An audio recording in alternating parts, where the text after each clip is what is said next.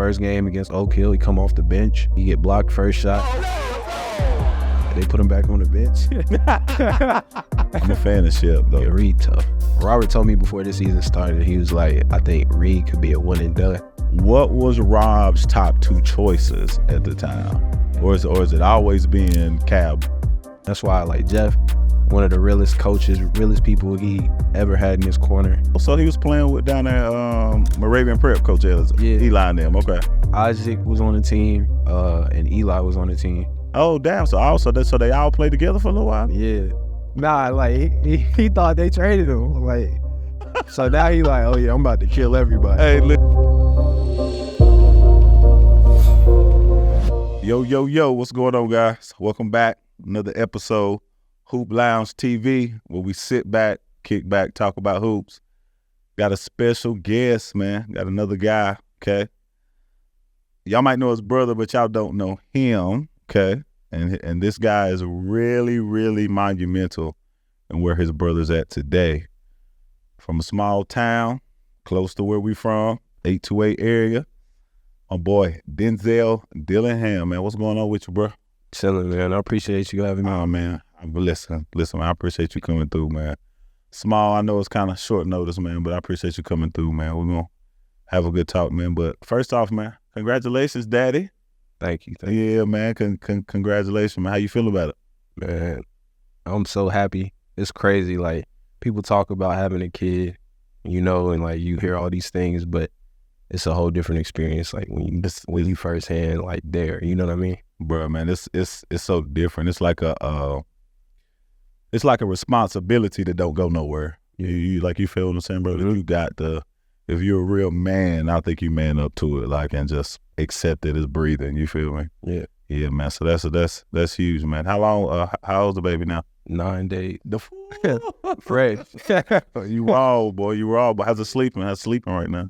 It's all over the place. I mean, most of the time she sleep like throughout the whole day, and then like them early mornings, like late nights, she'll be up. But it's cool. Like we got to figure it out. And then I got her watching Kyrie highlights.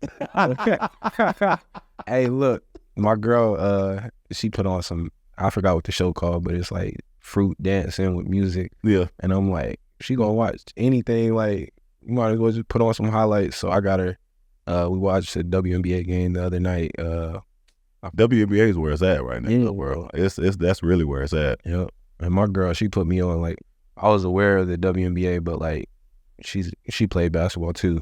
So now I'm like actually locking in to different players and just seeing how like that game is growing. So, man, listen, girls, but to me, it's in a space right now that I feel like these girls has got so much. They're so talented now, big dog. Where now, I think more younger girls will aspire to play. Like how the little boys want to be like Kyrie at 5.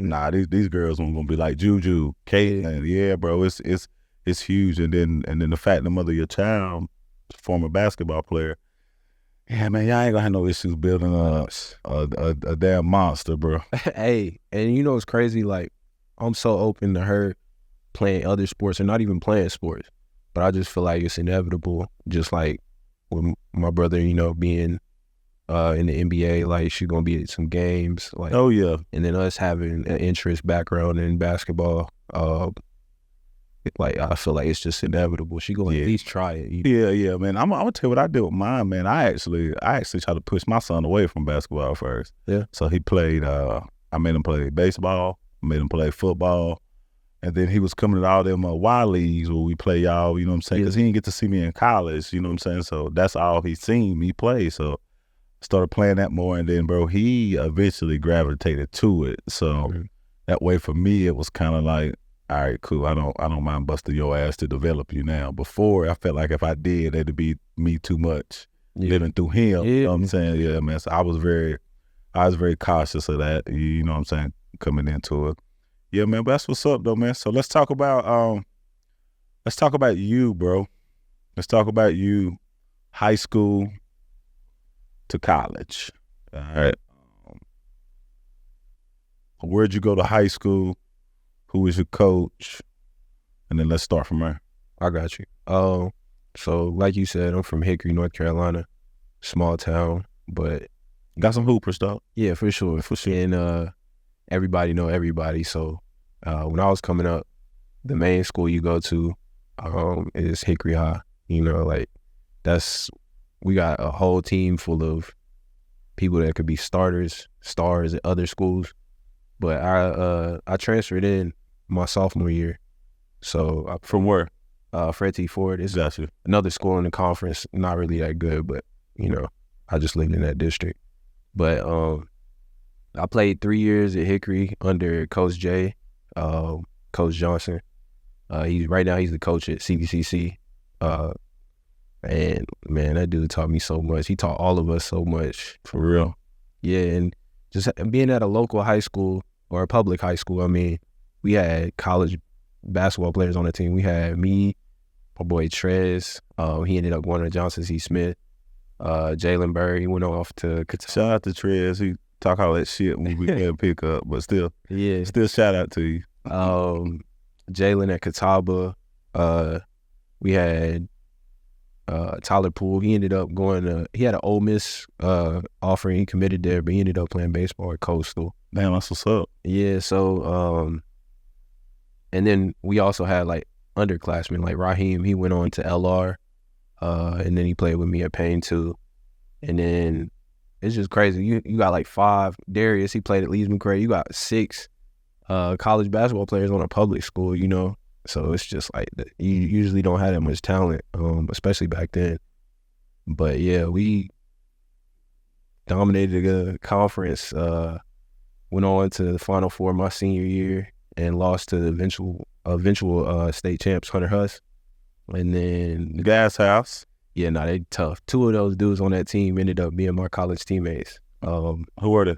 John Tavian Hall, man, and TJ Wilson. His dad, Bubba Wilson, played in the NBA back in the day. But yeah, so after high school, ended up going to Lenore Run. And the year before, I think they was like 4-22. So they wasn't really like that. And we brought in like a pretty good freshman class. We had me, John Tavian, TJ. We had a kid named Trey from Kinston. Mm-hmm. So, you know, Kinston got hoopers for days. Ingram, Stackhouse, and them boys. Mm-hmm. Yeah. Reggie Bullock, all of them. And then AJ, he was my roommate. He went to Gastonia, but he went to like a private school out there. So we ended up finishing that year like 13 wins. And the next year we ended up 18-9, and I did pretty well. I ended up making like first team all conference. So that's what's up, bro. Yeah, like it's just that grind. Like it's crazy because the transition from high school to college for me, like high school, I'm playing in the post because we don't have that much height, and I'm 6'3". So like today, 6'3" post player, like you know, right, it ain't gonna work. But then I get But he's a guard, y'all. Remember that. All y'all kids that be playing travel ball and you on one of them teams that you might be playing the forward, it does not mean that you a forward. He's a guard. So I just want to put that out there. For sure. And when I got to LR, I played the 2, you know, so I felt like I had advantages of playing like in the post my whole life because I was kind of like physical. You know how people be like the big guard. Nah, I was benching in the weight room with the post, like putting on like 245. So like that physicality, that transition to college was kind of easy for me. And then yeah, you play with your body. I mean, that's the same way I play. Like I use my strength. I mean, let's be real. I'm chasing them damn quick guards, bro.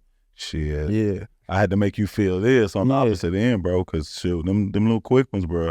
Mm-hmm. Boy, they hard to deal with, especially in college, even at D2 level, bro. Like that pace and that strength, it's real though, bro. It's real. It's real for sure. Yeah, and the game just kind of got easier from there. Like, I feel like the older I got, the more I realized, like, man, this game really not as difficult as I made it my whole life. Like, I don't have to, because I'm coming up and I'm seeing guys like John Wall, Desmond Wells, like that whole Word of God team, CJ Leslie, but just that mixtape era. So you seeing all the highlights. Right. So in my mind, I'm like, I got to get in the gym. I got to work on Yes, dog. I got to do this. Yeah, work on man. this and that, and come to find out, like I'm in college, I'm like just being able to shoot 1-2 dribbles into a pull up, finishing at the rim, like just fundamental basketball, and it makes it so easy for you. Bro, listen, man. Listen, if y'all ain't heard nothing today, basketball is easy, man. Like it really is.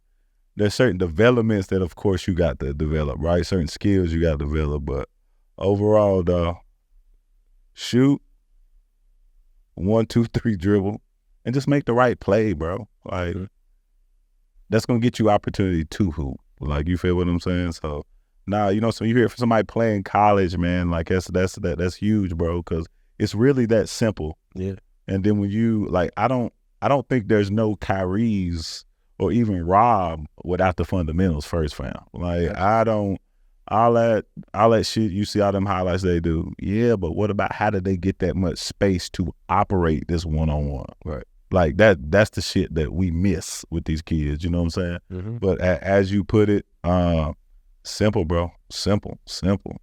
So okay, so after Lenore-Rhyne, what you do after Lenore-Rhyne? So I ended up transferring to a HBCU in Augusta, Georgia, called Payne College. People probably more familiar with like schools in that conference. Like we had Clark Atlanta, Morehouse. Oh damn! Yeah, schools like that. Well, that's rocking. Yeah, look, my junior year we won the conference, and they was trash. Like they was terrible the whole time. Like the history of their basketball team is like mid, and then a whole bunch of down years. So I sat out one year. Next year, ended up getting Player of the Year, Newcomer of the Year. That's what's up, bro. Yeah, and then my senior year, I ended up only playing half the year, but at that point, like I was averaging like 24 a game. Like, how old was you at this time? Was you an older senior, or was you? Yeah, I was basically like an extra year. Okay, yeah, like I finished out at 23. So yeah, same with me for 1 year, 24.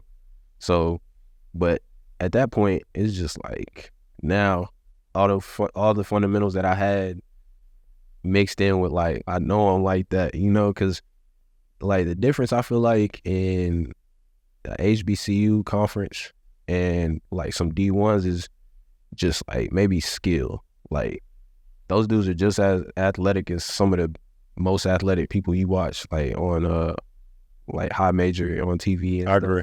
You know what I mean? Like you'd be surprised like some of the athletes, but it's just like I feel like it just goes back to the fundamental, just understanding like how to use that to your advantage and then mix in the IQ with it, like just like understanding of the game. So like I was able, because I was never the most athletic, but I wasn't a bad athlete. But I felt like you got some sneaky bounce. I remember us playing pickup. You went there baseline and dunk. It's probably about last year, bro. Yeah, it's sneaky athletic, boy. Yeah, and I just feel like I had a good mixture of both, so it just worked out. But then that was pretty much it. Like I wanted to play after college, but just the opportunity wasn't there. Yeah.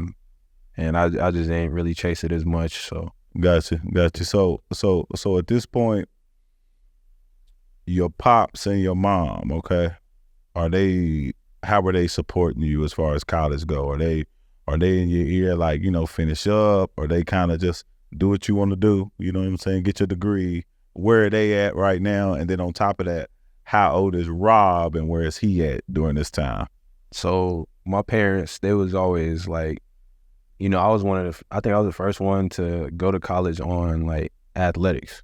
Like my sister went, but we was the first generation like going to college. Big congratulations, big dog. Appreciate it. Yeah. So they wanted us to, of course, like graduate because you get a degree. Like it's not guaranteed that you're gonna get a better opportunity, like as far as just making money. Right. We all know that's a myth, but yeah, you could. Yeah. But it gives you a resume, something to like actually show like credentials. So, and because you gotta have discipline to still get the degree, even though you might not get a job with it. Right. But it still takes some level of you sitting down doing what you got to do in order to do. Yeah, I agree with you. Just showing them that you could do that. Yep. And then so I was 23 at the time, and Robert, he was like 11 because it's a 12-year gap right there. So yeah, like I initially I ended up going back to Hickory, and I spent maybe like a couple months out there, and then I went out to California for like a couple months because we got an older brother out there too, so I spent some time out there with him. But then now is that your mom and dad's older son too? my mom. Your mom's okay, Yeah. gotcha. Okay. Yeah. Is he into sports or anything? He just kind of just he in the military. He in the okay. Navy. Yeah. Gotcha. So, and then when I got back, that's like I want to say when Robert was like 5th grade. That's when like towards the end of 5th grade. That's when we like really locked in. Okay. Yeah. All right. So all right. So now you done. All right. You done figured out what you want to do. You came back home. Now you saying Rob is 11. Yeah. Well, okay, about in the 5th grade. Yeah. You should be about 5th grade. All right. Was he playing basketball prior to that? Like in them 8, 9s? Was he doing rec league? What was his environment at that time? So, man, he was one of them kids that like just got it from an early age. Like I remember, like I'm gonna get into when he first like got into actual league, but I remember when he was like 2, like dribbling a basketball. Like people always talk about these crazy stories of like this kid that picked up a basketball at 2. Nah, he was really like that. Like I ain't even joking. Like He seen y'all though, man, early, bro. Yeah. And he just be dribbling and keeping his head up because I'm telling him like you can't really like watch the ball. Like how you gonna see the court, see the defender? So you already breaking them down right then and there. Yeah, just little things, but at the same time, I'm not really knowing how much like it's gonna hold weight in his eyes, right? Because I'm trying to go through the basketball thing too. Yep. But then, he played rec league, like YMCA league, when I was a senior in high school.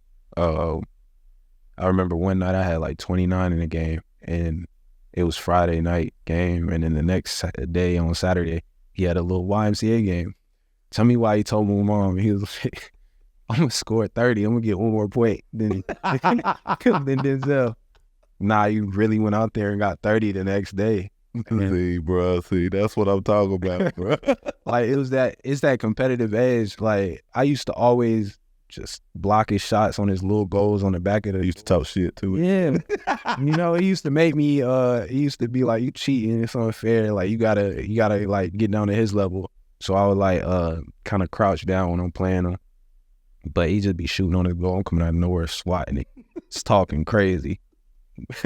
But I just see like he definitely got potential, and I knew he was gonna be by far better than me because it's just things he was picking up so early. Right. So then, like just playing in like local Mountain View leagues, Hickory leagues, like he dominating, like going for 30 with ease. And my dad's coaching him in these rec leagues and stuff, and they going undefeated. Had your dad on him though? Was your dad hard on him? Like he was the hardest. Yeah, man. Listen, man, I go through that now with mine, bro. Where it's like I'm gonna be harder on you than most, but dog, your kids pout on you more than anybody, dog. Like, you know what I'm saying? They do, bro. But it's like I just think as a father, sometimes, bro, I think you as a father gotta teach them how to be. You know what I'm saying? Teach them really how to control their emotions, but the best way to do it is me controlling mine towards him. And that's something I had to learn picking up, like, you know what I'm saying, as I was going, man. So, yeah, so, all right, so, you know what I'm saying, back to your pops, though. Your pops training them. He hard on them, you know what I'm saying? Yeah.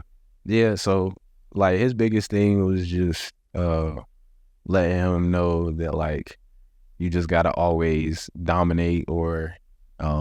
old school mentality. Yeah.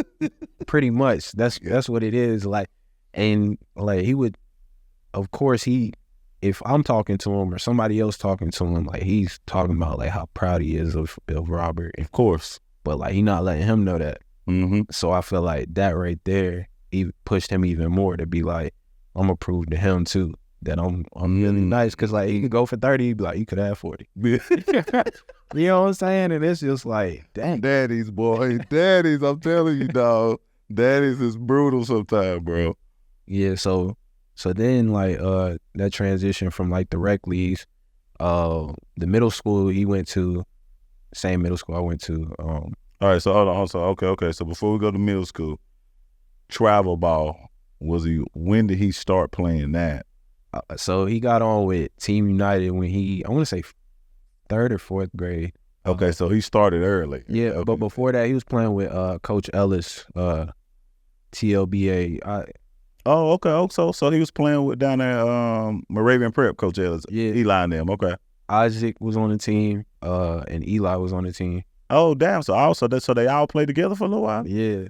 See the funny thing is, I'm taking my son and my nephew to Belt, their trainer over there at Moravian Prep. I start taking them next week. Small world, dog. This is small. Yeah. Well, go ahead, though. That's who they grew up playing with. And then he had like a tournament in Gastonia. In one game, he went for like 45 or something. And a coach from Team United saw him and like reached out, and they was like, yeah, they liked him and another kid, JJ, that ended up playing with them with TLBA. JJ was on the other team, and they both like head and shoulders better than everybody on the court. So they ended up getting on with Team United, and then from there, I just had like a little squad. Like a lot of those kids from that Team United team either went on to play college basketball or college football. That's what's up. So all right, so now he's hooping. Team United, he's already with some people that got some influence, as we see now, right? So now he's with Team United, he's hooping. He gets to middle school. Where was the transition? Like, what made y'all think, okay, cool, he's eating at middle school, scoring 40 in middle school, and he's in the, 6th grade at the time? So in middle school, Jacobs Fort, they only let 7th, 8th graders like go to school there. So 6th grade, you still in elementary. But yeah, so when he got in the middle school, because at that time they wouldn't let 6th graders even play. Okay. But like when he got to middle school, he was ready to play right then. But I just knew that like that middle school year or the time you in middle school, like you really have to kind of establish yourself early on. Because, like that's when coaches like start being like, okay, I'm gonna write his name down on this list. Because when you get into high school, most of those guys that they already looking at, like they know who they was. And it's 6th grade coming up. Yeah, they watch their development. They wouldn't have, obviously they can't like just openly contact them, but they watch how they develop physically and watch their game. So like he killing in Jacobs Ford, like public schools, but like it's a higher level. And I think they started playing made hoops. So now he's playing against like Team Takeover, Team Durant, CP3, like teams that actually are starting to recruit these kids to play for their programs. Right. So like high quality basketball players from all over the country. So now he's getting his first like taste of what high level basketball is going to be like. And he's still, he's still doing well. Like it was some inconsistent stretches, as it's always going to be like that. And inconsistencies, like you ain't talking about like, I want to make this clear because some folks, when you say inconsistent, they talking about him getting his ass busted. No, it's more inconsistencies of playing basketball, understanding how to deal with your emotions, understanding when to score, when to pass. Those are the inconsistencies he's talking about with development. But go ahead. Exactly. And but he's still showing such like great potential, because like he's killing some games, and in other games he's maybe like bad shooting performances. Yeah. But he's just learning how to really like go about becoming like a Division I athlete, because that was the goal at first. And then that 8th grade year, they're playing against some guys that like early on was ranked, and they stayed on those. Now, this 8th grade year, was he with Combine then, or was he still? He's still Jacobs Fort. He didn't go to Combine until the next year. Gotcha.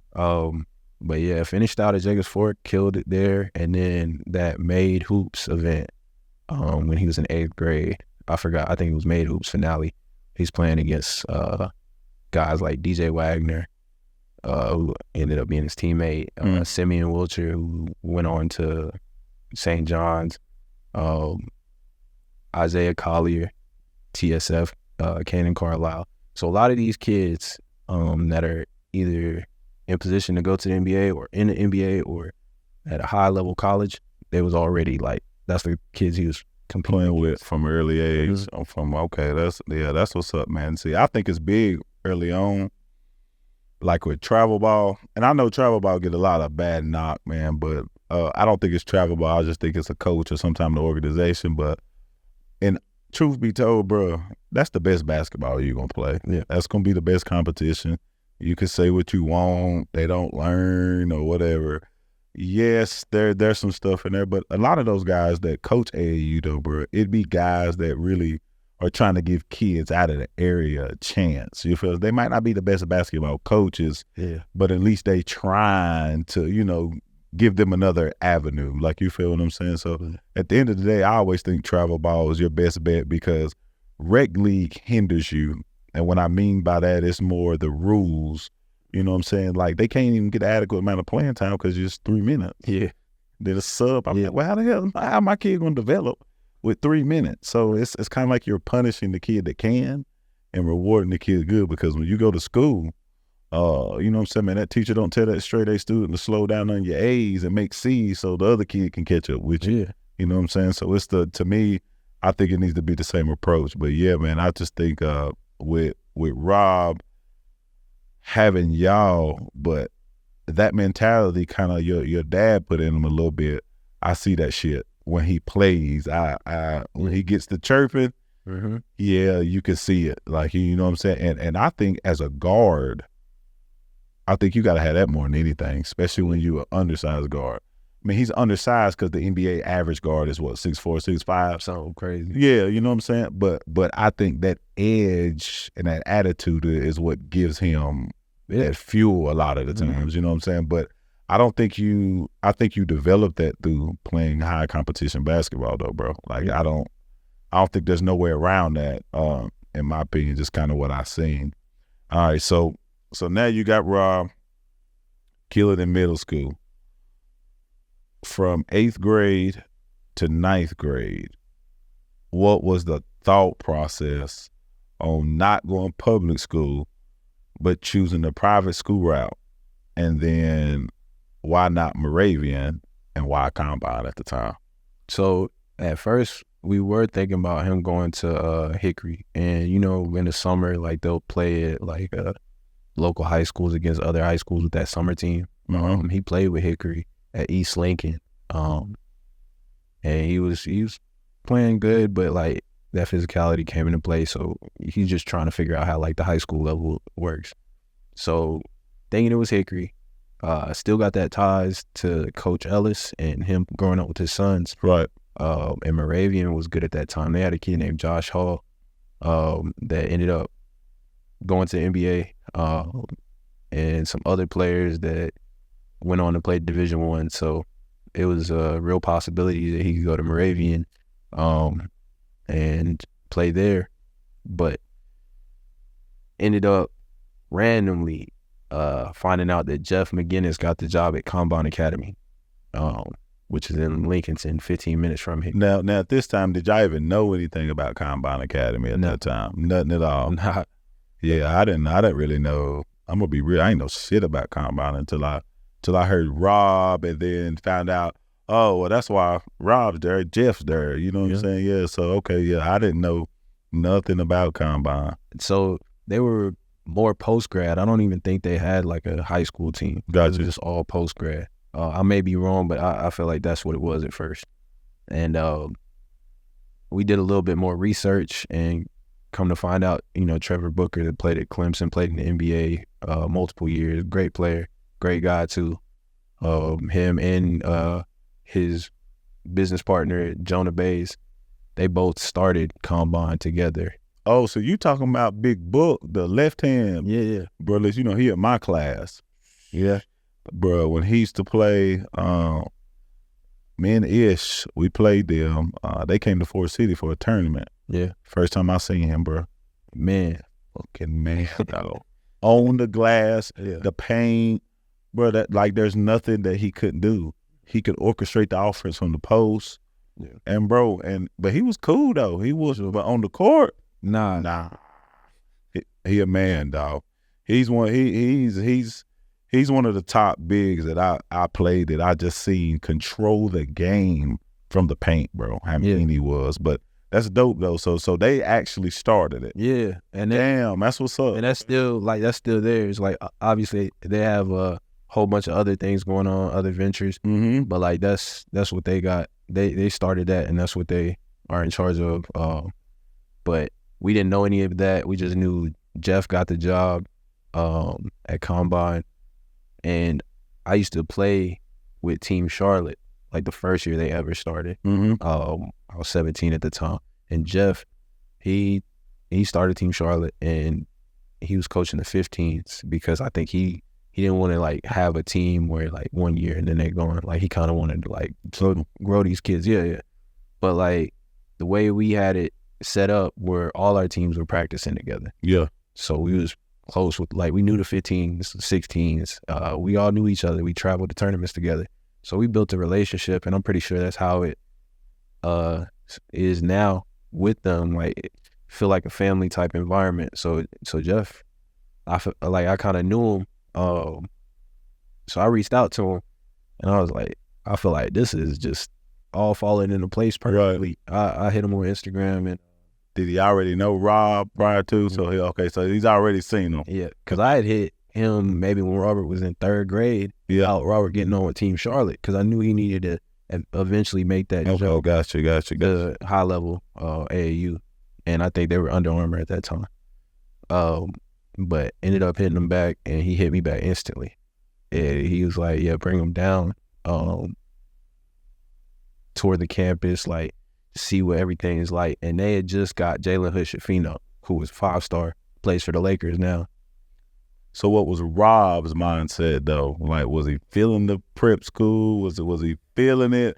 I mean, because it ain't too far from the crib. You know what I'm saying? So I know that I ain't gonna say that's if I, he ended up going to Donda or anything anyway. But what was his mindset at first about it? Like, whenever it really became an opportunity for him? Nah, he wanted to go there. Did he? He didn't want to. It's not that he didn't want to go to Hickory, but it goes back to what we was talking about, like with the rec league thing. Like, you can only do so much, bro. And I mean, some kids can stay in the public school and dominate, and they still gonna go to the league, and that's cool. But now the way things are set up with NIL, like, I don't even think public schools allow kids to profit off their name, image, and likeness. But that was even before that happened. Right. But I think the thing was, like, the way they had it set up, training, like actually in the weight room, in the gym, working out, practice, access to the gym at night, classes, but not like conventional where you in the classroom for like 6-7 hours a day. Just a couple hours. You know what I'm saying? So it's like now he can really get a feel of what it's like to, I guess, not be a pro, but be like a college athlete, and get accustomed to that. And then the level of competition, they brought in Jalen Hood-Schifino, 5-star, playing with Team USA. And they had a whole bunch of other guys from around the area that were Division I athletes. And that schedule, like first game against Oak Hill, Cam Thomas that's on the Nets, you know what I'm saying? Like, Duke, baby, Duke. Yeah. So he's thinking, he just wants to see how good he really is. Like, you can be the man where you at, and that's cool. But like, he really he had a goal against the NBA, not just getting there, but so he had this goal early. Like, I'm talking about, you might see some people be like, yeah, well, I want to go to the NBA when they hit high school. Mm-hmm. Nah, you saying he was already thinking like it's in middle school. He was thinking like this as a kid. Like, he wanted to go to the league as a kid. Like, he had a little book of NBA facts and players that he used to read. He just tell you random facts about guys from like Bob Cousy, like guys from. Did he know role players too? Yeah. See, that's the same thing my son does. He knows role players. Mm-hmm. He knows the guys, but he knows the role players too. Yeah. See, that's dope though, bro. That's dope. But see, I think that has a lot to do with the people who raise him and who's around him, bro. Like, because that knowing role players at that damn age is not normal. Bob Cousy, I mean, you know, now granted, my damn son, he knows a lot, but it's because he played 2K. Yeah. You know, and I tell him, I play with the old school. Like, Kareem's one of the best big men. So I started seeing him. He started playing with Kareem. Daddy, who's Elgin Baylor?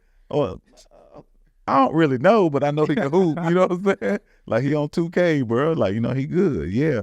Okay, that's what's up. So that transition, Rob already knew mentally that's what he wanted to do. All right, now, that transition coming in, when I went prep school, that shit is way more physical than high school. Absolutely. It's way, them cats is older, if you feel me? Yeah. So that transition going into his freshman year, what was Rob's mindset like? Did you think he was going to get to play a lot? Did you know what I'm saying? Did you think he was going to get to start?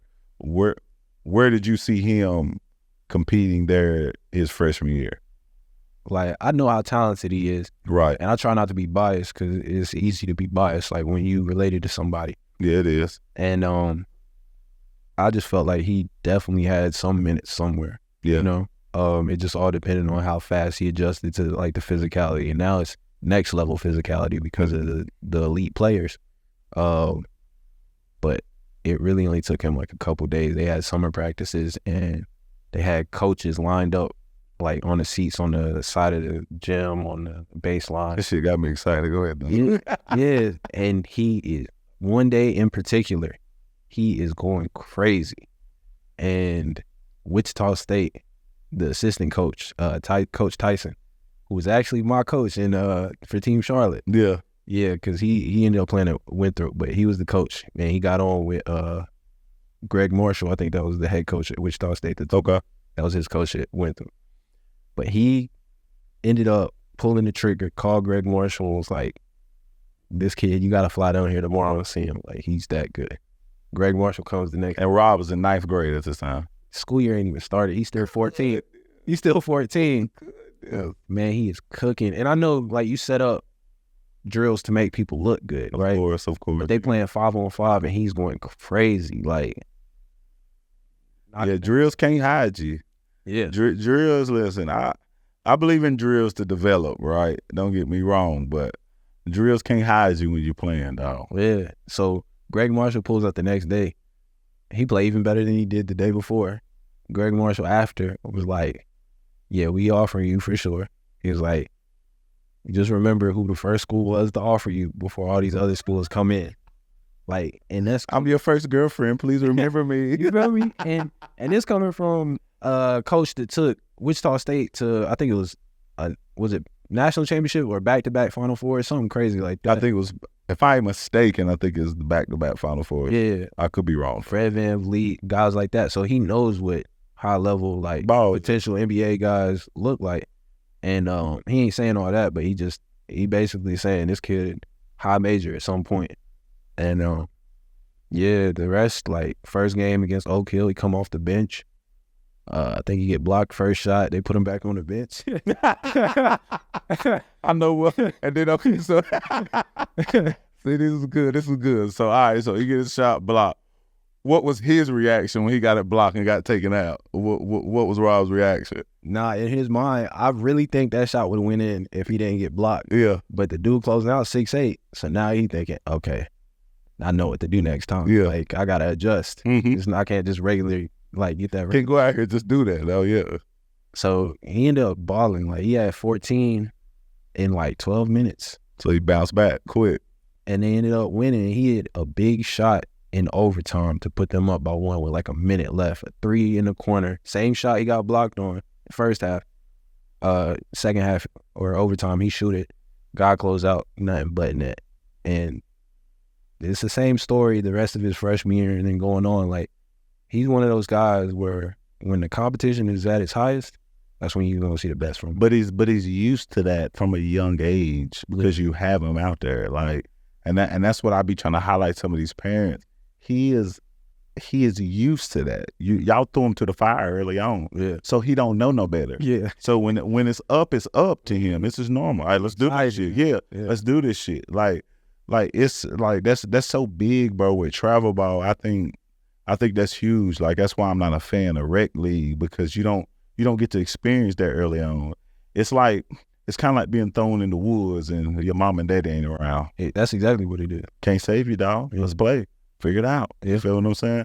But when you see them compete and you watching them, and then you go back and watch them on film or years later, you be like, how the hell you do this, boy? Right. You know what I'm saying? Like how to like what was you thinking? They like, I don't know. It's just reflex. It's natural. Yeah, it's playing, bro. He playing. And then it all makes sense, like, when it come together. But the rest of his freshman year kind of went like that.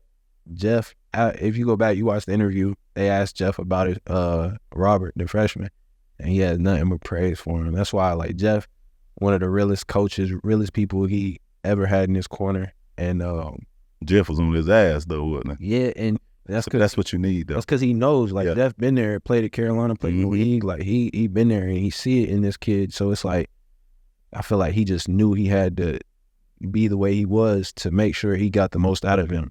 And that played a huge role. I feel like the people that he had come into contact with on the basketball side of things too, it just was like a perfect fit for him. Yeah, everything worked out perfectly for him. So the rest of that year kind of played out like that. Some games he came off the bench the rest of the year, but some games he had like some 30-point games here, but it was always consistent, like 10 to 15. Yeah, but that's what's up. Hey, let me know the time, man, okay? Because I want to make sure I get through this because this is good. So now we're building this chronological order. All right. 10 minutes. Goodness gracious. That was quick. Yeah, that's quick. Man, we might stretch it, but hold on. All right, so now we here, right?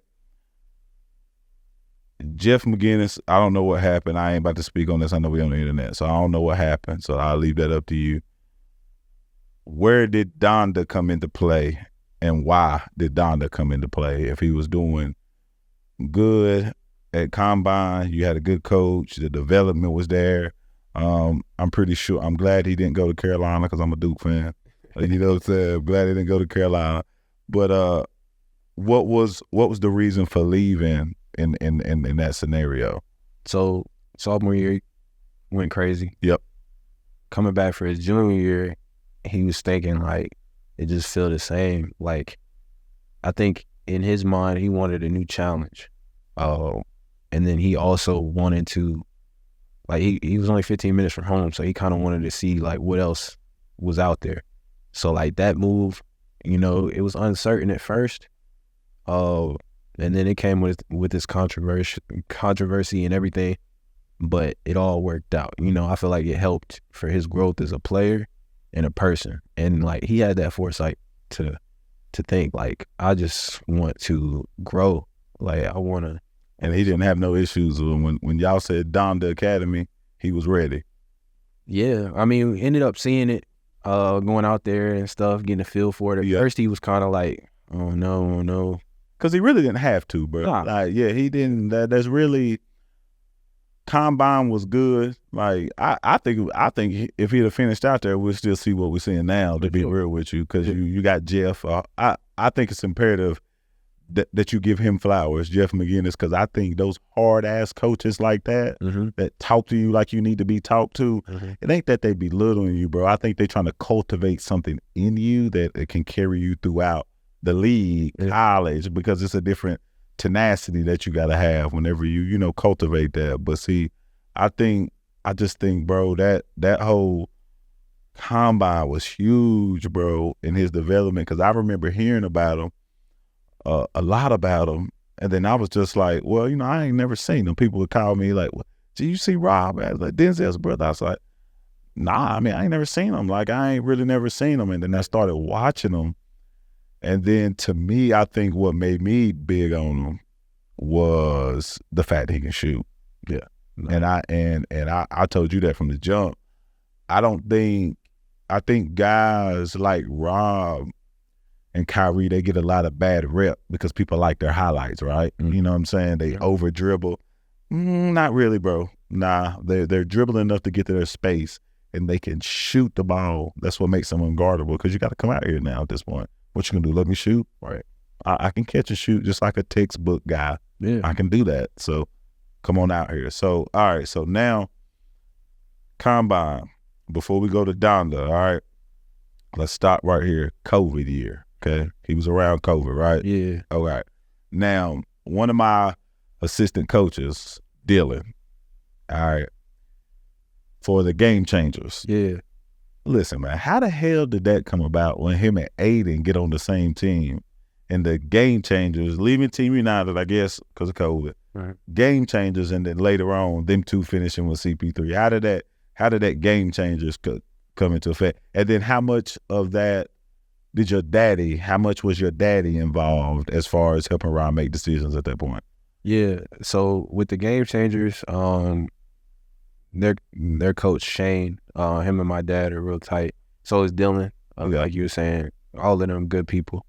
But at that time with COVID, like, and the restrictions, a lot of these circuit teams weren't playing because like Nike or Adidas, I don't know exactly what that conversation was like, but you just didn't see a lot of these circuit teams playing. So a lot of teams were being formed like last minute. Mm-hmm. I'm pretty sure the Game Changers have been around, but I'm talking about like just people putting together teams and guys wanting to still play, so they playing with each other. Like, we not playing right now, you might as well come play with us, you know? Right. So with the Game Changers, Shane reached out to my dad, talked to Robert about it. He was like, all right, I just want to play. And then they saw how he was doing with it. They started adding some of the kids from Team United. They got Biz on there at one point. And then from there, it just basically... Yeah, bro, because that's when I started seeing Biz, bro. Now, I'm a big fan of Biz. Yeah. Biz played the game right, bro. Like, he played the game right. I think he don't get enough love. But, Biz and Rob, bro, I see them Asheville Game Changer highlights all the time on YouTube where them two used to carry you, bro. Yeah. And then they had enough pieces around them to make them compete. Mm-hmm. You feel what I'm saying? Yeah. So at that time, all right, so that COVID time, how much time we got on this? 6 minutes. All right, look, this is what I want to do. I'm going to talk to Jason because, my 1 o'clock cancel. I'm going to go ahead and bleed into that. Is that cool? Or it ain't going to run out on the last card.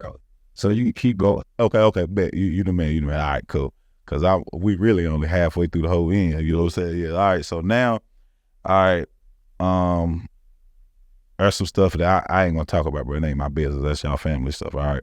So now, let's get to getting, I guess, agencies involved or whatever. I think Rico a good dude. I know him from backs. Okay. Yeah. When did that come into play where that helped Rob get to where he was at? You know what I'm saying? As far as the business side of it. So like Rico had been in the picture like during his freshman year, like after his freshman year. Okay, bet. Just used to basically, like, he wanted to be his manager, but he would just set things up for him to like play pickup in his gym, Mount Island Fitness, right there, I think Huntersville. Yep. And just little things like that, like all the things that he does behind the scenes that people don't see. So then, like, as Robert was progressing and all these schools were starting to call more and more, like, agencies were getting interested, and they were reaching out. Now, they could have reached out to y'all because y'all was in private school. Yeah. Okay, bet. Okay, go ahead. Yeah. And they wouldn't reach out to Robert directly. So they like either reach out to family or Rico. And like, he basically was just helping navigate that, but like keeping everybody in the loop. Mainly Robert. So then after like figuring out just like who's interested, this and that, and he left Donda, he ended up on the OTE. And Rico basically helped him navigate that, like get through that, getting that opportunity on the table. They were interested. So once he got to OTE, he was pretty much just finishing out the year, trying to get everything settled for going to Kentucky. Right. And then from there, once he got to Kentucky, he basically was just new to the NIL thing. We're trying to figure out who he was going to go with as like his, I guess, agent for NIL.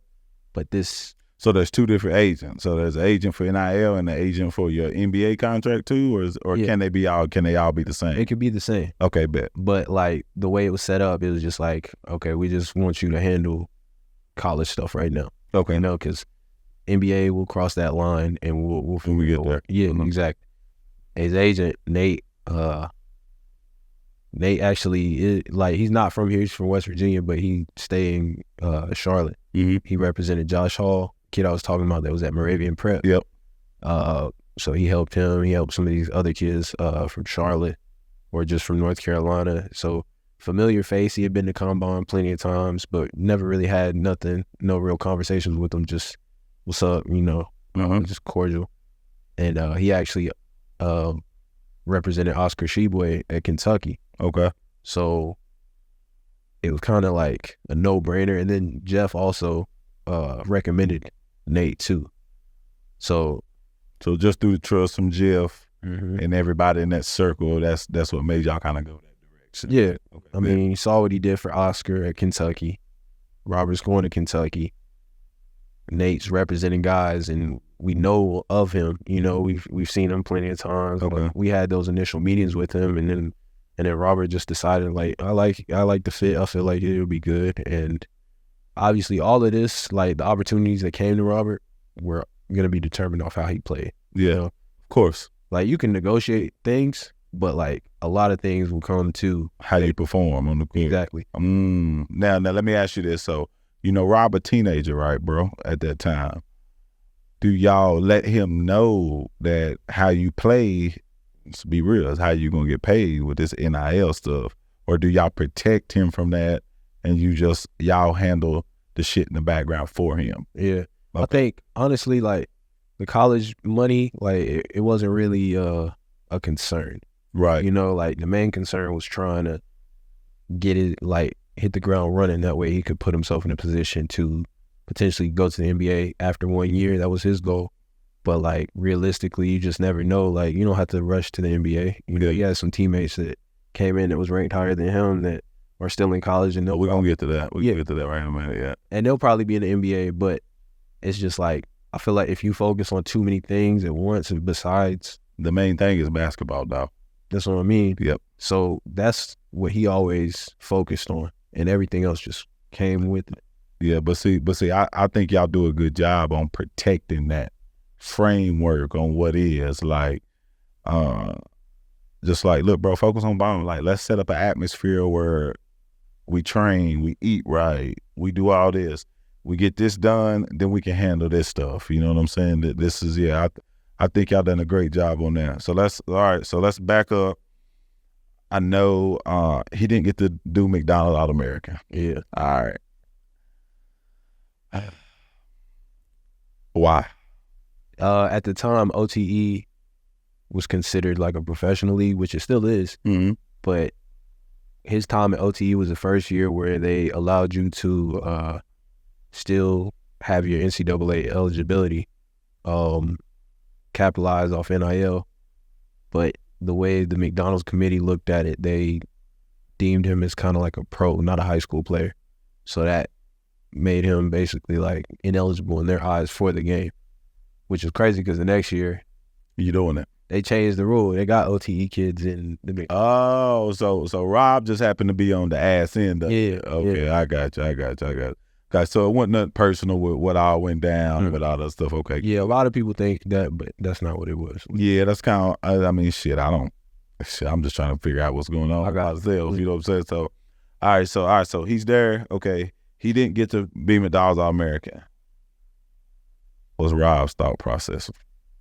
Chip on his shoulder. What up? Like, because he know these the same people he been playing against his whole life. He should be out there. That's a goal. Like, right. That's a goal for every kid. They want to be a McDonald's All-American. Like, my dad had a DVD player with Sebastian Telfair, LeBron James, Dwight Howard. Now, I rock with your daddy, though, man. Yeah, I be seeing him in Hickory all the time, bro. Yeah, I rock with your daddy. He good. But he had a DVD that showed, like the high school background of all these guys up into the McDonald's All-American game. So, like, we watch that all the time. Robert, like 6'7", like he's he's seeing what a McDonald's All-American game is. So like his whole life, like he want to get there. That's one of his accomplishments. He wants to check off the list. That's dope, dog. That's dope. Yeah. That's dope. So That's dope. to be in that position and not get there, like he feel like he got slighted. So I'm like, man, I already had a point to prove that not just everybody, but himself mainly. But now that's just fuel to the fire. Like, I mean, luckily he was able to make the Iverson Classic. Right. So AI looked out on that. And then they didn't have the Jordan Brand Classic that year. I'm pretty sure that he would have made. Matter of fact, he got some stuff in the mail saying that he would have made it. Okay. So let's go back. McDonald All-American. Okay. Now we got the Jordan Brand. So let's talk about the choice of Kentucky. Yeah. All right. Who committed first between Wagner, Reed, and Rob? Who committed first? Reed was the first commit they had. I think he might have committed after his junior year. Yeah, because he's like an in-house guy, right? Kentucky guy. Okay, Kentucky guy. Okay, so what was Rob's top two choices at the time? Or is it always been Cal? Because I know he committed to NC State. Yeah. All right. He was going there to be the guy. Like we know that, and I think all college recruits should consider that. If you are that guy, like I think you really need to consider the roster around you before you make a choice, because that's going to affect your playing time sometime. All right, so he's at NC. He committed to NC State. He decommitted. Why? And then what was the other two choices he had between Kentucky and who else? So I think he decommitted just because he felt like it was he settled. Yeah, I think he just not settled, because you see the year that NC State went on to have. Yeah, not a knock. Yeah, not a knock, NC State. Nah, yeah, please. Yeah, not a knock. But I think he just feel like he kind of rushed it, because I think he committed his junior year. He did. And what you were saying about seeing the team, and I think they had a really down year in terms of like compared to this year, this previous year. So I think he took that into account. Like, if he wants to go to the league, like he wants to be able to not just like solely be focused on like by defenses and schemes. Not saying he couldn't have ate that way either, but that wears your ass out though. Yeah. That shit ain't fun scoring forward and you losing, bro. And then, like that shit ain't fun.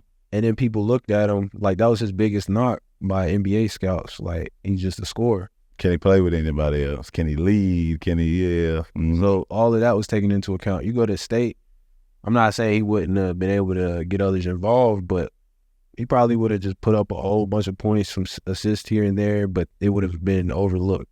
So they, like, Kentucky, it was between them and he liked LSU and did he? He like LSU? Yeah. Oh yeah, that's SEC though. Yeah, SEC. LSU was cool. I think it was kind of like, so it was never Carolina in the thought. Carolina. With your daddy being a Carolina fan.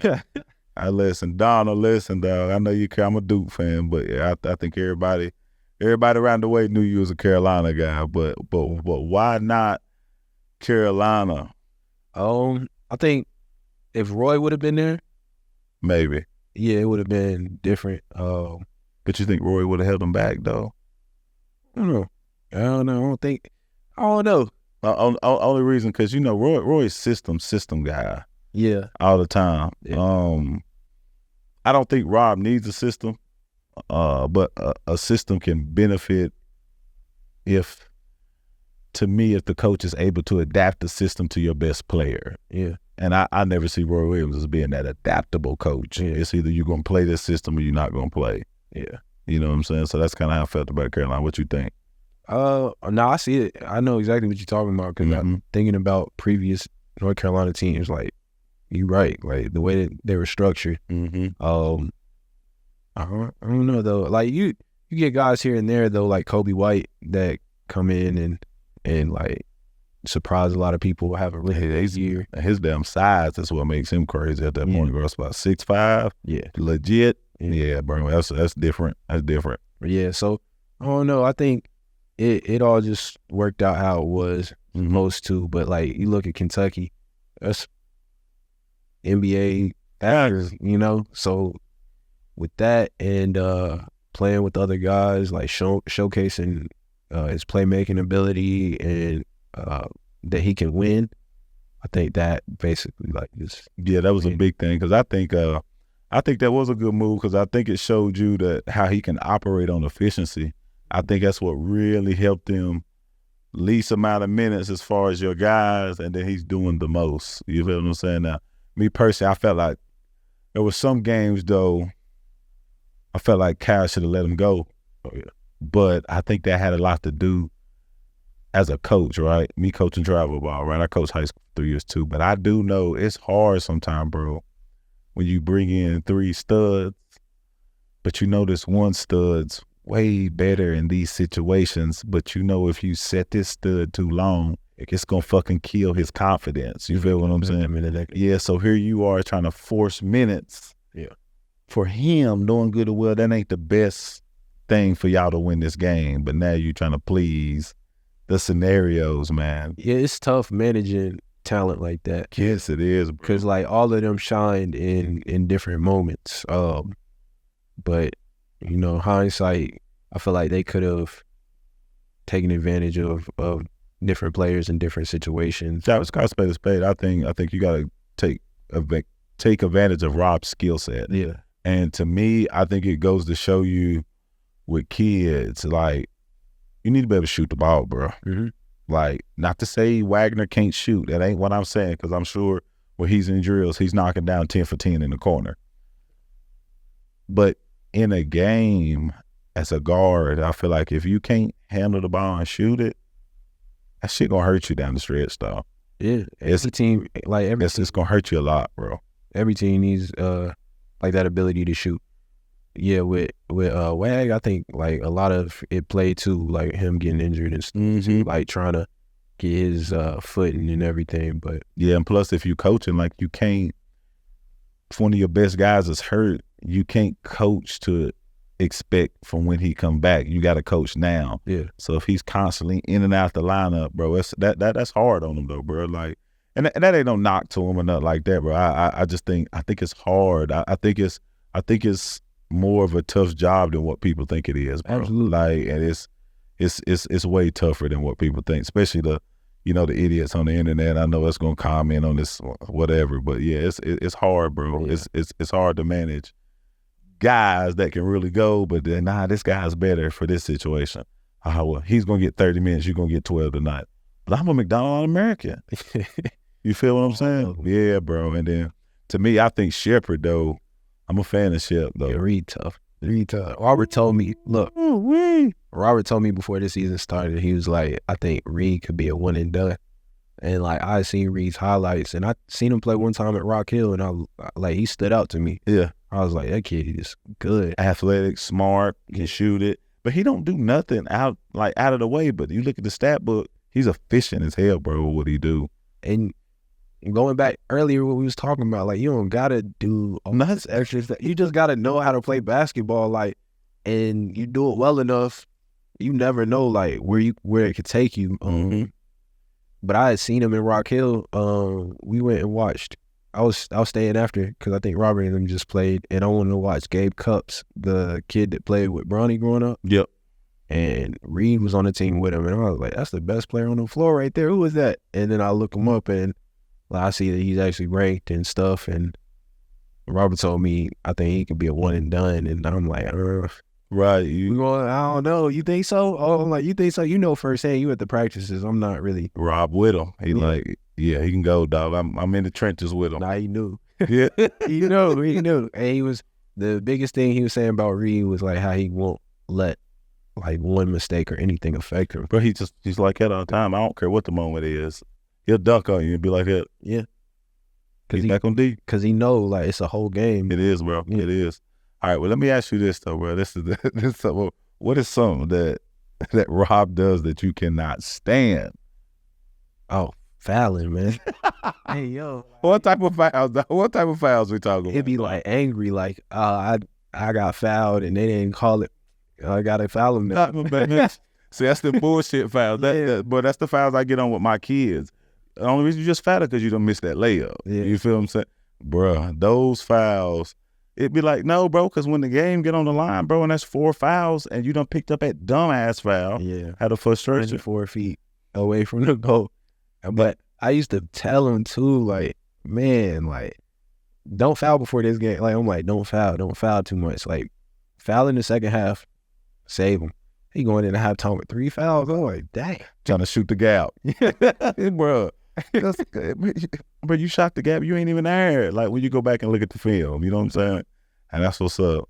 And then all right, now we know that he can beat you one-on-one now. For sure. Yeah. Well, let me ask you this. When did he start beating you, bro? Like, when was it like, okay, all right, bro, I'm done with you? I mean, I think he got like his first dub when he was like 15.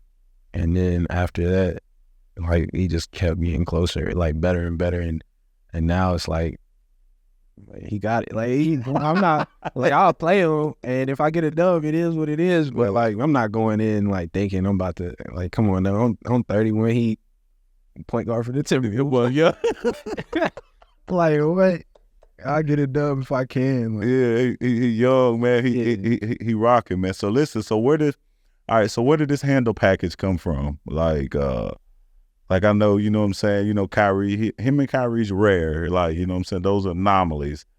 Where did his handles come from? Having that third, fourth move to go to in order to beat you. Because I know some coaches will tell you that's too damn much. Yeah. You know what I'm saying? Some coaches let you rock with it. So his handle, I say it's natural. Mm-hmm. Like, of course he did all the drills, dribbling drills, plastic bags to help with, I guess, kind of like grip. Yeah. Did all of that stuff.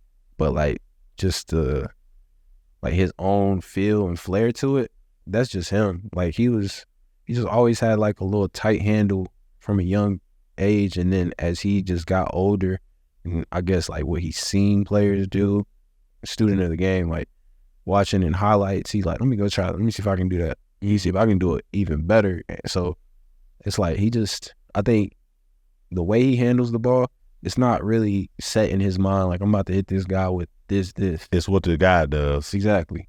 See, that's what makes it good, though. I think a lot of that stuff is probably done drilled it so much where it's more just a reaction to what's going on. If you give me this, I'll do this. If you do this, I'll do this. I'm going to get to this space, but let me manipulate you over here to get there. Mm-hmm. You know what I'm saying? Yeah, man, that's crazy, bro. So, all right, so draft night. All right, we on draft night. I wanted him to go to the Spurs, man. Yeah, I did. I was going to be a Spurs fan. I'm going to tell y'all now, because I like that combination with him and Wemby. And here's my reason why. Because I feel like all season long you watch Wemby and the Spurs, and nobody else could really create their own shot or create for everybody else. Rob got an NBA game. The game's fast. You got space. I just thought a guy like Rob beside a Wemby will create more opportunities for Wemby. You feel what I'm saying? Yeah. Now, when they pulled the trigger on 8, I was happy. I was like, hell yeah, okay, this gonna work. Like, I get to see a generational talent, Wemby, go with somebody local, a guy I know can get a bucket, all right? Shit hit the fan, boom, trade happens. Yeah. At first, I was like, damn, like, nah, man, I don't, man, come on, man, because I'm ready for him to come in and start. All right. And now, hindsight 2020, you look at it, Minnesota's missing the same thing. Because in the playoffs, it was too much of Anthony Edwards in spots where I felt like he had to work too hard to score. Mm-hmm. Not to say that he can't handle the point to create, to get his own shot, but you and I both know the easier you make it for him, those 14-point games turns into 30-point games for you. You know what I'm saying?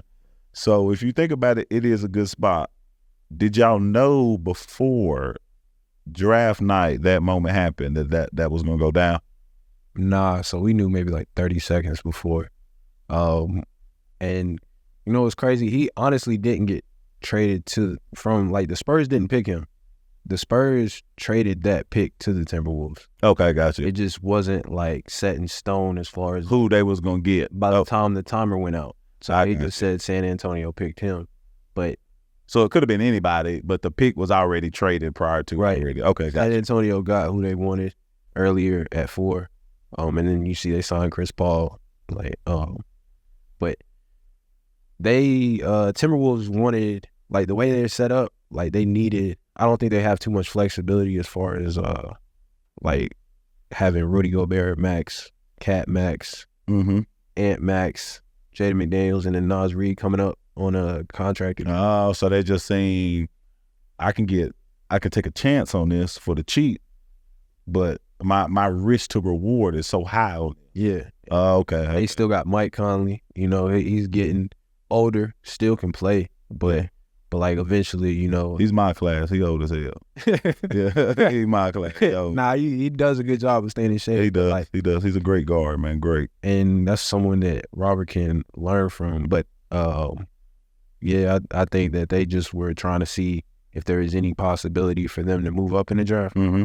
And then they were able to, got that 8th pick, and then not the guy they wanted. I got you. So Rob's temperature though, was he cool with either one, or what did he prefer? What did he have in his mind? I'm like, okay, cool.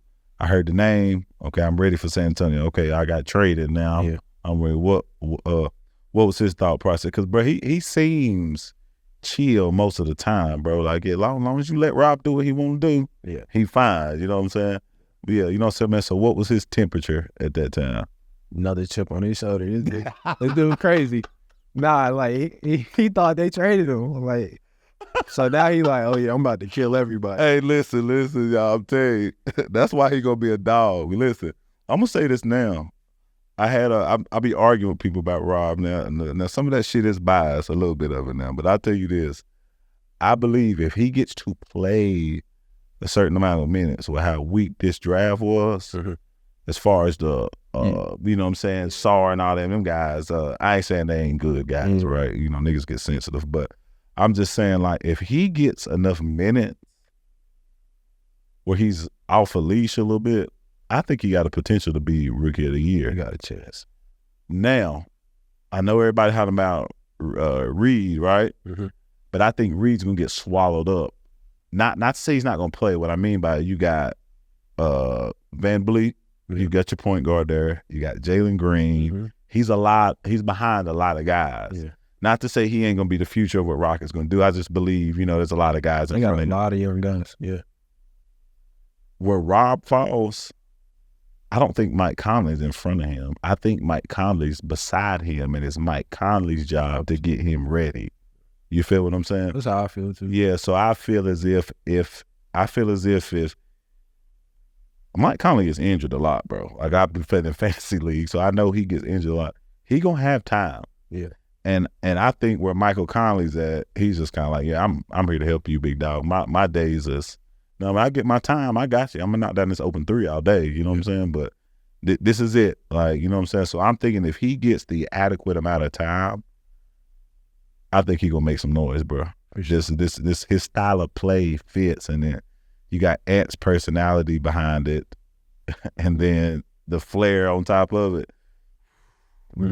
It's gonna be tough, bro. If they get that to mesh, which I think they will. I just want to see how it's gonna mesh with him going to a playoff team, and then what's his role gonna be coming in ASAP. You know what I'm saying? Man, what you think? I think it's all about how fast he figures it out. You know, like, they took him with, like, you trade up for the 8th pick. That right there should show you, like, I want you. Yeah. So, and with, like, the way Mike Conley is, like, as far as, like, getting up there in age, like, he's not gonna be here for, like, the future. So I just think, like, it's about how quick he figures it out. You know, like, I mean, I wouldn't be surprised if it's faster than a lot of people expect. I agree. But at the same time, I don't think it's really a rush yet. Like, I think he's in a position to where, like, they already went to the conference finals last year. So anything extra that they can get will only be beneficial to them. You know? There's really no pressure on them, bro. Yeah. Man, I don't think there's. They made it there without you, so it's like, nah, just play, bro. Like, that's just play. So yeah, man, I think he's in a good spot. What's his relationship with Cal though at this point? Coach Cal? Yeah. Oh, he's still cool. Still cool with him? Yeah. He was at the draft. came over, talked to the family, talked to him and Reed. Yeah. Yeah, so. And then what Pop's like with him right now? Pop's like, how Pop's on him right now? He just letting him be him, do what you gotta do. Yeah, I think hear it now. Yeah, I think he's just happy that he made it, you know. Yeah. So like that was his biggest concern, was just making sure. And then you know, and then moms I know you got a sister, right? Mm-hmm. Pie, right? At that and that. Gotcha. And then what's Rob's relationship with them? Like they tight. Rob, mama's boy. What is it? Definitely a mama's boy. Good. He's tight with the entire family. Like he's a good dude. You know, like he got a good head on his shoulders, and he got goals that he set for himself that he wants to accomplish. And and like he feels like he's gonna accomplish those, but he also feels like he's in a position to do a lot for not even just the family, but just people within the community. So yeah, he doesn't just like, he is a basketball player, but he doesn't just like confine himself to like that. Basketball is just what he does. Yeah, exactly. That's what he's using that to do other things. So, all right, so it's like this, man. We about to wrap it up, but to me, bro, what's your 5-year plan, bro? With it, like, I mean, where you see yourself in 5 years, as far as you know, your relationship with your brother? How often you think you're gonna be like around for his development? You know what I'm saying? As far as what you want to do within it. In the next 5 years, I plan to be there like every step of the way. Mm-hmm. And then I also, me personally, feel like I want to be in a position to just give my children opportunities and resources that I didn't have growing up, as well as what I was saying about it within the community. Like we threw that camp 2 years ago that was free, being able to just help give back to kids here in Hickory, or just even wherever, with like a nonprofit, whatever the case may be, just doing different endeavors like that to just kind of like spread his story. Yeah. And then just help other kids understand, like, you really don't have to just be an NBA player. Like, that's an extreme. Right, but that's the probability is like almost not possible if you want to keep it 100. So I want to be in a position to where I can like kind of educate people and help them understand, like, there's opportunities along the way, like whether you use basketball to facilitate those things, going to college, making connections, getting an education. So somewhere in like a role like that. And then as I go, you know, some things that I might not even really think will be on my plate potentially could develop. So I'm just kind of like open to whatever. Yeah, man, that's what's up, man. Well, I'll tell you this though, bro. I think you, like I told you years ago, bro, like I just think he's blessed to have you. I don't know if he knows it or not, because you big brother, but I think he knows, you know what I'm saying? He seemed with him, man, but I think though, bro, like, stay there with him, you know what I'm saying? Where I know y'all got y'all brotherly bullshit like everybody do, right? You know, your brotherly banter, but bro, like I think he does confide in you, because all the interviews that I watched, bro, when the first person he says is you, as far as what you do for him and being there for him, bro. So just stick with him. Rob, yeah, listen, man, your brother gonna be on you at times, bro. I get it. them damn cheap ass fouls. Same thing I tell my son. Don't stay away from cheap ass fouls, bro. But nah, man. But yeah, man. But I think, man, he's in good hands, bro. I really appreciate you rapping with me, bro. Coming out, bro. You know what I'm saying? I know y'all got a lot going on. I definitely want to do part 2 later on. You know what I'm saying? Just kind of seeing what's going on, and we'll wrap from there, man. And like, you know what I'm saying, any final thoughts you want to leave? You know what I'm saying, for anybody, any kids watching? Rob, your daughter 5 years from now, what message you got, bro? I would say just chase like your dreams, you know, because you just never know what can come from those, even if it's not what you initially thought it would be. Like, as long as you just chasing better, along the way, you might be able to find something that could change your life, change your family's life. So that's pretty much what I say. That's what's up. Well, look, man, that's a wrap. Hoop Lives TV, episode 2. Rob Dillingham's brother, man. Y'all got to hear a fresh, organic story from the jump. So, like I say, young athletes, parents, please listen. And peace. Take it easy. Appreciate you, big dog. Like, Appreciate you, bro. I appreciate you, bro.